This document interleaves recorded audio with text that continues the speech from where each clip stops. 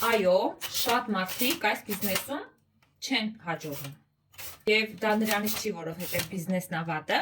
այլ դա նրանից է, որ մարդիկ շատ շուտ են հանձնվում։ Սկսած գործը մինչև վերջ չեն տանում ուղղակի, եւ դա է խնդիրը։ Մի շաբաթ են աշխատում, մի ամիս են աշխատում, մի տարի են աշխատում, դադար են տալիս, հանձնվում են ու ասում են, որ բիզնեսը չստացվեց։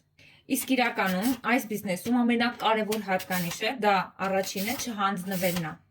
որ դու պետքա գիտակցես, որ այստեղ դու պետքա առանց հանձնվելու համբերատար աշխատես։ Երկրորդը դա կենտրոնացումն է, եւ դու հստակ գիտես ինչի վրա ես աշխատելու։ Կոնկրետ անելիքներ ունես, ոչ թե ցվրված ես, հա մի քիչ այստեղ, մի քիչ այնտեղ, մի քիչ այնտեղ, այլ հստակ քո գործն ես անում։ Եվ երրորդը ամեն օր ես աշխատում։ Ավելի լավ է